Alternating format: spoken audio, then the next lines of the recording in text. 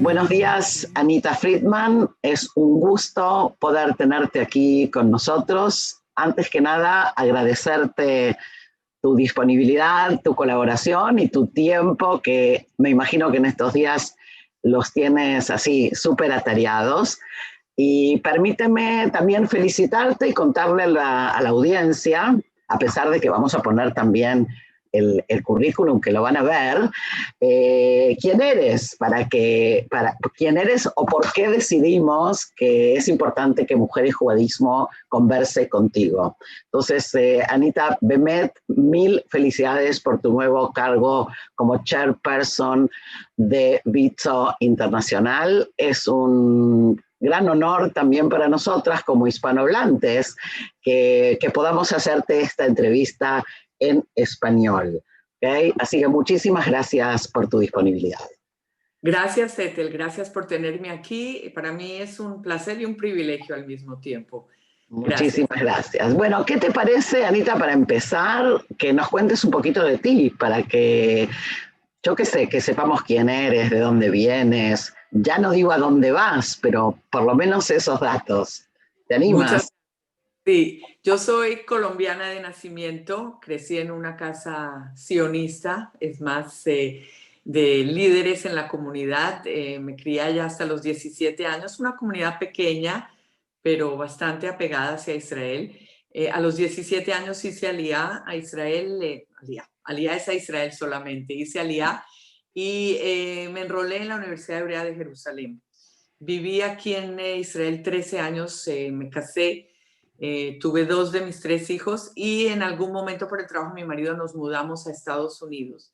Yo pensé cuando me vine a Israel que yo iba a vivir toda mi vida acá, ni se me ocurrió por un momento que iba a haber una interrupción. Pensamos irnos por 2 años, al final fueron 25 años. ¡Wow! Y en el momento en que llegué a Estados Unidos, llegué a Miami. Y para continuar mis actividades y mi conexión con el Estado de Israel, con el sionismo, por supuesto, busqué en qué ocuparme y así fue como llegué a WITSO. WITSO es una organización que todas nosotras conocemos desde las casas. Mi mamá fue miembro de WITSO, mi abuela fue miembro de WITSO. WITSO es una organización que está muy enraizada en Sudamérica desde 1920 y pico. Y ha tenido continuidad desde las mujeres que llegaron de Europa. Después de esos 25 años, hace 7 años exactamente, nosotros siempre sabíamos que nos íbamos a regresar. Y la conexión con Israel fue permanente, tanto por el lado de mi marido, que tenía aquí su oficina y la compañía siempre fue israelí, y por mi lado veníamos 3, 4 veces al año. Y yo visitaba los proyectos de WITSO y trataba de entender un poco más qué es esta organización. Hace 7 años que me regresé, me ofrecieron un puesto en el Ejecutivo Mundial. Entonces fui vice y después fui chairperson de todo lo que tiene que ver con fundraising, con recaudación de fondos del mundo. Y hace 9 meses, como dijiste, me escogieron en enero en nuestra EGM, llamamos Enlarged General Meeting, me escogieron como la nueva chairperson mundial. Claro que no me imaginé que 2 meses después de eso íbamos a entrar en una pandemia que se llama corona, pero eso es a largos rasgos mi historia. Bien. Gracias, pero has dicho algunas cosas súper interesantes, ¿no? O sea, primero esto de la conexión con Israel, con lo judío, que viene desde casa. Esta cosa de que Bitso está muy presente en Latinoamérica, y me imagino que también sabes que a veces la generación joven tiene un poco de prejuicio en relación a Bitso, o por lo menos en mi época, seguro, y creo que es interesante también ver cómo las épocas van cambiando, ¿sí? A veces en el imaginario, la gente piensa que Bitso son las señoras que se reúnen a tomar el té, ¿no es cierto? El té de la Bitso, el famoso té de la Bitso, y a recaudar fondos, que de por sí es una acción muy digna, ¿sí? O sea, recaudar fondos para una buena causa es una acción muy digna. Sin embargo, me gustaría, si podés, que nos des un pantallazo de lo que vos haces, por un lado. O sea, ¿qué quiere decir ser chairperson? ¿Okay? Y por el otro, ¿cuáles son las áreas de incumbencia de Bitso? O sea, ¿a qué se dedica? O sea, ¿cómo puede ser? Porque obviamente si una organización perdura en el tiempo es porque tiene validez. Entonces, Claro. ¿la validez está en dónde? Esa es la pregunta. Ok, muy buena pregunta. Nos podemos hablar horas sobre este tema. Voy a tratar ¿Verdad? de hacerlo mucho más corto. Mira, Bitso, como tú dijiste, es una organización que existe ya hace 100 años. Somos, a mí me gusta decir, somos la mano derecha del gobierno de Israel, cualquier gobierno. Somos una organización apolítica que trabajamos a beneficio de la sociedad en Israel. Los tres temas o los tres pilares que nosotras estamos involucradas son la edad temprana, tenemos 182 guarderías infantiles. La otra área son la cuestión de educación. Tenemos 5 aldeas juveniles y 3 colegios en los que nos hacemos cargos de niños desde los 12 hasta los 18 años. Las aldeas juveniles son un tema, solo ellos son un tema muy grande porque es como decimos una aldea. Es algo que no existe en ninguna parte del mundo. Es una mezcla entre un kibutz y un boarding school suizo, como decimos. Uh-huh. Llegan niños no solo a estudiar el middle school y el bachillerato, sino también llegan niños de casas con problemas, donde tenemos ¿cómo se dice? Donde duermen. Susana, se me olvidó la palabra. Los dormitorios. Dormitorios, sí, pero eso tiene Uh-huh. un... Es como una especie de internado. Exacto, los internados, las primiot, como Las decimos en... primió, sí. Perdón, se me olvidó la palabra. Esa es la Vale. segunda área y tengo que decir, se estudia agricultura en los Youth Villages. Originalmente estos se crearon en los años 20 por las Uh-huh. mujeres que llegaron aquí a Palestina en esa época con sus maridos. Vale decir que las creadoras de este movimiento son mujeres sionistas, sufragistas, que llegaron con sus maridos en los años 20. Ellos eran los grandes pilares del movimiento sionista y ellas como mujeres fuertes decidieron que ellas tenían que hacer su impacto, ellas tenían que hacer su tarea y su trabajo. Ellas llegaron aquí, vieron la situación de las mujeres, de los niños. Lo primero que crearon fueron las creches, las guarderías Las infantiles, guarderías. que las mujeres pudieran salir a trabajar y ser parte del establecimiento del Estado de Israel, parte activa. Y la otra parte que hicieron crearon estos youth villages, estas aldeas juveniles, donde enseñarles a estas mujeres el trabajo agrícola. Entonces venían oleadas de mujeres de Europa y se asentaban aquí en estos colegios y aprendían. Eso fue el principio del movimiento. Y la tercera área es el área de estatus de la mujer, donde tratamos tanto de empoderamiento como de ayudar a mujeres en estados problemáticos. O sea, tenemos tanto los centros para mujeres abusadas, tenemos también programas para forjar las líderes de mañana. O sea, todas sabemos, y estoy segura que tu público está muy alerta a eso, que si nosotras no estamos en el centro de tomar decisiones, nunca van a cambiar las cosas. ¿Verdad? Y mi Wow, trabajo es un mundo. es un mundo, si te doy un poco de nosotros, realmente, solo para que entiendan la magnitud de esta organización, nosotros empleamos 6.500 personas en la Wow. organización. ¿En el, Tenemos en el mundo o en Israel? Israel. Ahora, hay que separar. Nosotros somos un movimiento sionista femenino y somos Uh-huh. una organización, un NGO que hace un trabajo aquí en Israel. El trabajo de la gente en las federaciones, como llamamos nosotros, es tanto asbará y Esclarecimiento. esclarecimiento y educación hacia el país donde están, el lugar donde están, a través de todo el trabajo social que se hace aquí, o sea, la parte bonita, la parte que todo el mundo puede, no es la parte política, es la parte que todo el mundo se puede conectar. Y por supuesto, recaudación de fondos y sacar ese lado especial del Estado de Israel hacia el mundo donde vivimos, compartir qué es lo que se hace aquí a nivel social. Uh-huh. Dijiste antes, Anita, algo muy interesante que lo vivimos todos. La pandemia nos cambió la vida, ¿no? ¿Podés darnos algún ejemplo o explicarnos un poquito en qué cambió la pandemia, también en el desempeño de tu rol específico, pero también en la organización?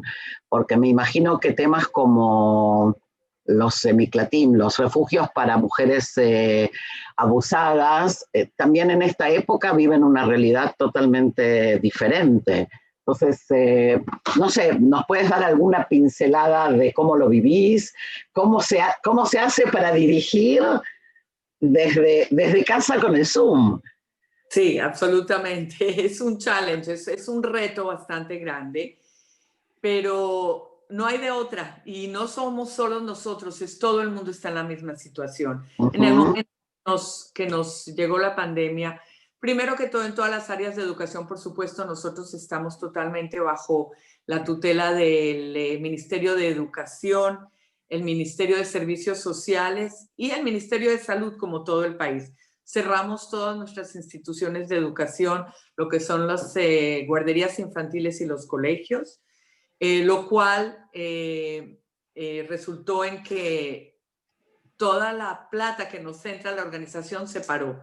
Lo primero que tuvimos que hacer es volvernos mucho más eficientes. Mira, hay cosas buenas y hay cosas malas. De cualquier manera, me hubiera tocado hacer este proceso, sencillamente que se aceleró y se hizo un poco más fácil, porque no tenemos de otra. O sea, la gente no puede pelear cuando no hay dónde, no hay con qué. Uh-huh. Por otro lado, toda esta parte del abuso y de la violencia de la familia se exacerbó de una manera exorbitante. No solo aquí en Israel, yo tengo que decir esto, eso pasó en todas partes del mundo, como se pueden imaginar. El bidud o la cuarentena. Sí, el aislamiento. La cuarentena que nos ha obligado por cuestiones de salud. Imagínate tú a las mujeres y los niños que están en aislamiento y cuarentena con su abusador 24 horas al día, 7 días a la semana, con la problemática de que económicamente la gente perdió su trabajo o están en vacación sin paro, pago, sí. Vacación sin pago. Uh-huh. Eso aumenta todavía más las presiones en las familias. Hemos visto una resurgencia de violencia de una manera brutal, 200%, hasta tal punto que en algún momento nosotras tomamos la iniciativa de planearle y plantearle al Ministerio de Beneficencia Familiar, de Bienestar Familiar, de Bienestar Social. Uh-huh. Abrir un refugio de emergencia. ¿A qué me refiero? En Israel hay 14 refugios, hace 25 años, no han cambiado, no han aumentado. Witzo tiene 2 de estos refugios, pero lo que estábamos viendo es que primero que todo la necesidad aumentó un montón y estas mujeres que llevaban con sus hijos por la pandemia no las pueden dejar en cualquier refugio. Entonces abrimos un refugio especial donde estas mujeres y sus niños llegan por 2 semanas, donde hacen la cuarentena por 2 semanas y ya una vez se sabe que están sanas, se las manda a los distintos refugios en Israel.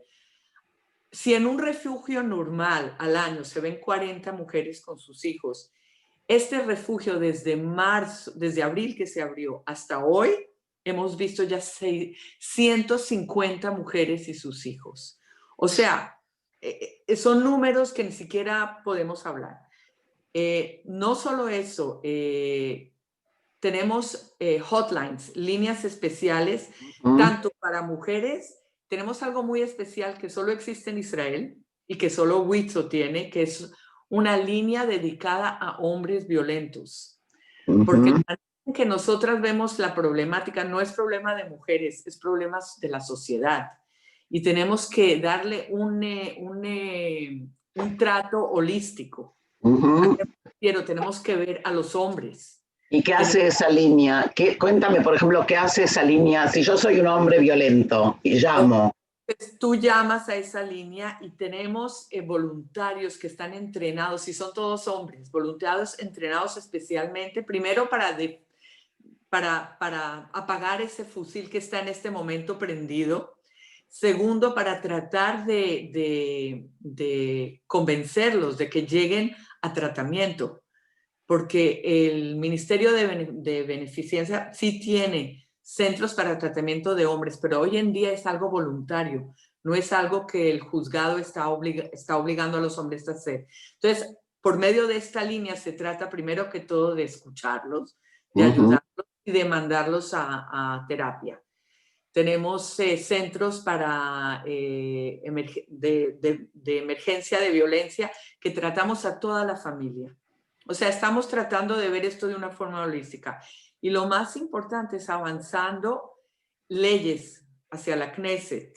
Sí, eso es un punto que, Anita, es un punto que quería también, te paro porque quería focalizarlo bien. O sea, hay como a veces desde afuera la visión en la diáspora como, bueno, ¿sí? Como Bitso es lo que la gente piensa que es lo que hace, pero lo que hace Bitso es fundamentalmente aquí, como tú lo has marcado.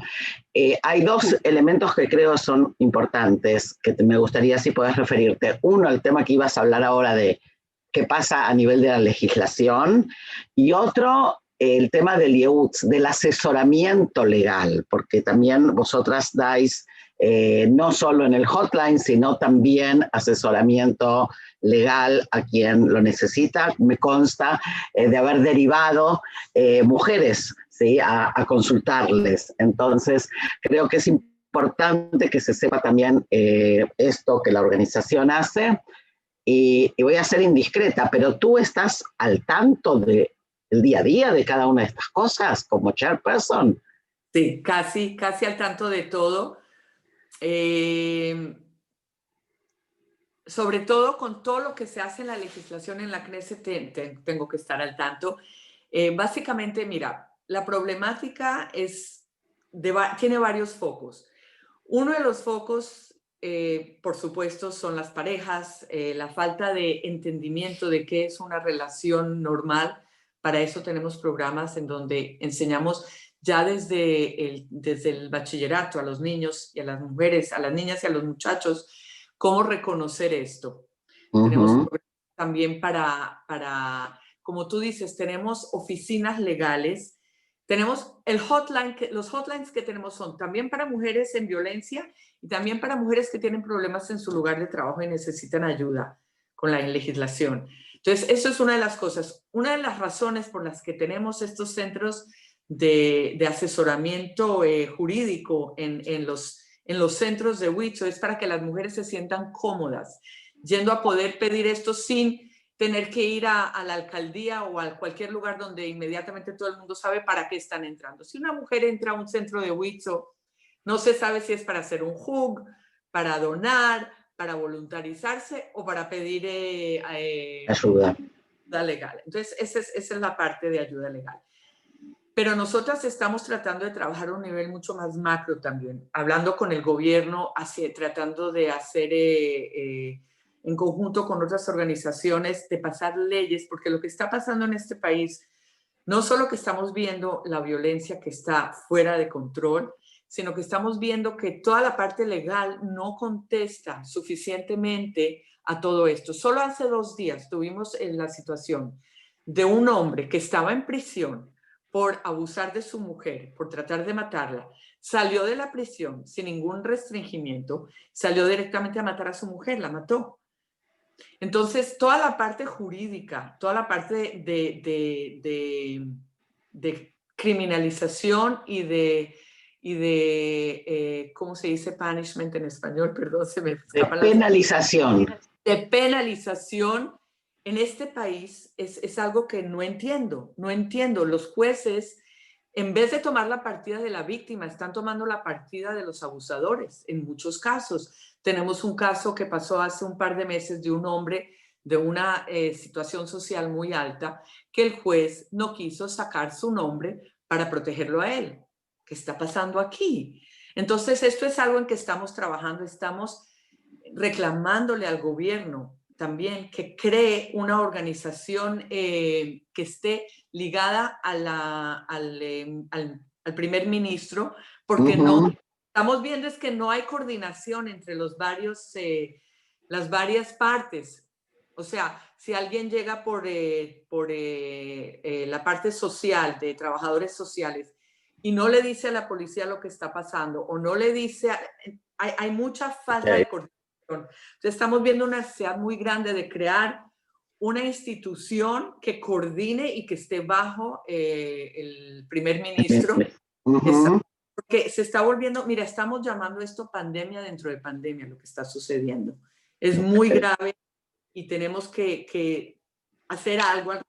Sí, sí, lamentablemente es un tema que, bueno, que esta semana en particular, que vamos a marcar el Día de Lucha contra la Violencia de Género, es un tema muy, muy agudo y muy actual, no solo en Israel, sino en el mundo. Y tocaste dos aspectos que creo que son importantes. La violencia no es solo en relación a la mujer, sino que la familia toda vive esta situación de violencia. La violencia es física, pero no solo, ¿no?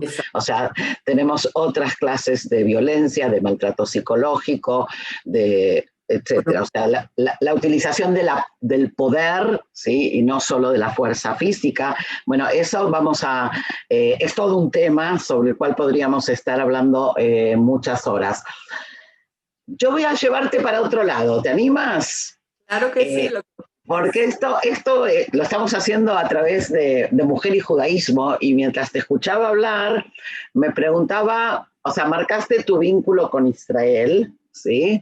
Y la necesidad de aportar a la construcción de la sociedad israelí, y me preguntaba en dónde esa fibra judía, ¿sí? de la infancia, de la adolescencia, del hogar, fue o no fue móvil, ¿sí? Para tu activismo social. Yo siempre digo que uno no es activista de casualidad, ¿sí? Entonces, si pensamos desde lo judío, como digo yo, ¿hay algún momento o algo que tú puedas decir, ahí me hizo el clic y me di cuenta que tenía que hacer algo, o hay valores que recibí que me parecen fundamentales y podés ponerle nombre y apellido? Totalmente. Como te dije, yo crecí en una casa sionista y mi papá era el líder comunitario y mi mamá también trabajó. Ella fue la primera persona que trajo una casa de mujeres abusadas a Colombia. Ella, What? sí. O sea, yo tuve un ejemplo muy fuerte en mi casa. Pero te digo honestamente, hasta que no me mudé a Estados Unidos y empecé como voluntaria pequeña en el chapter o en la Federación de Estados Unidos, y empecé a venir y ver el trabajo que Huitzo hacía aquí hasta en la sociedad. Ahí fue cuando me hizo el clic.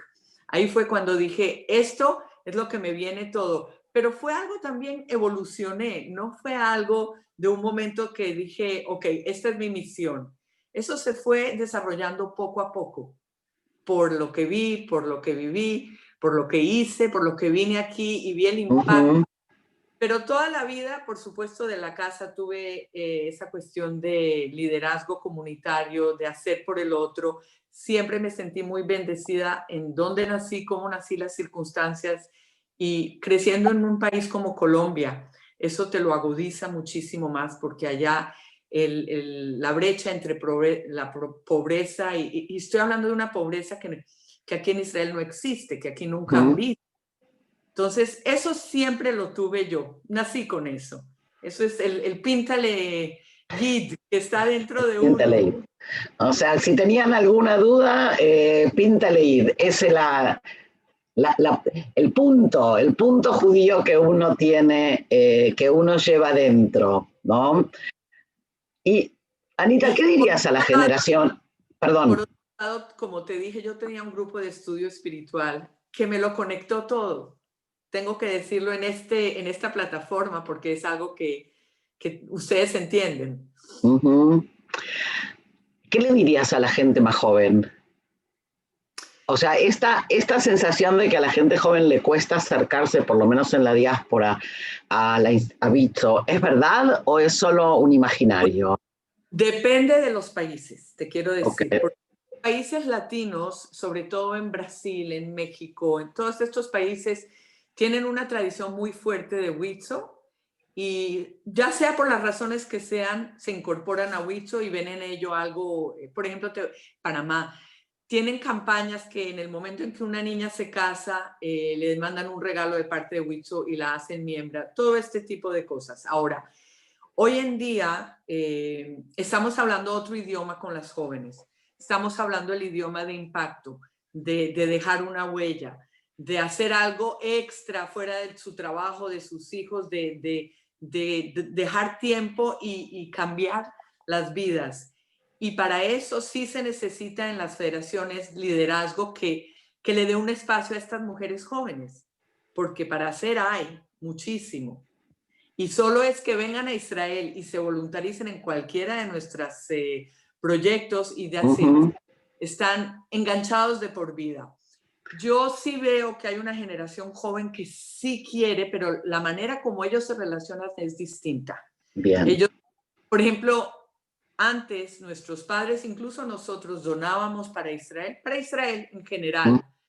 Hoy en día no, hoy en día los nuevos donantes quieren saber exactamente a dónde va el dinero, qué impacto va a ser el dinero y quieren tener su say, quieren estar involucrados. Entonces, estamos cambiando toda esta perspectiva para atraerlos.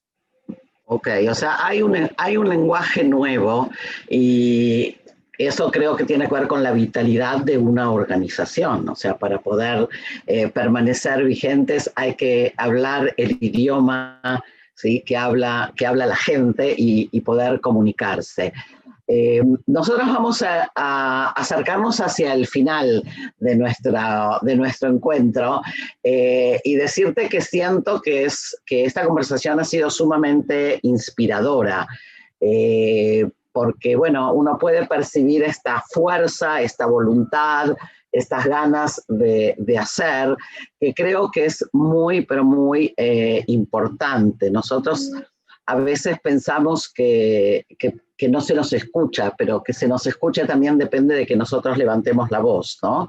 Entonces, por un lado está la parte que tienen que hacer los demás, pero por el otro está la parte que tenemos que hacer nosotras mismas. Entonces, en ese sentido, creo que esta conversación, para mí por lo menos, es sumamente importante, inspiradora, y creo que pasa un mensaje también de un Israel muy real, ¿sí?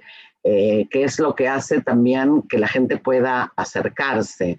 Cuando Israel está muy idealizado, es más difícil a lo mejor poder acercarse, sobre todo para la generación joven que busca la verdad, que busca lo auténtico, ¿sí? Entonces, esto me parece muy, muy importante. Para terminar, si te preguntara cuáles son las prioridades que te planteas en tu agenda personal, en tu cargo, ¿podrías decirnos 2 o 3 cosas a las cuales te gustaría saber que después de digamos, de tu cadencia se lograron?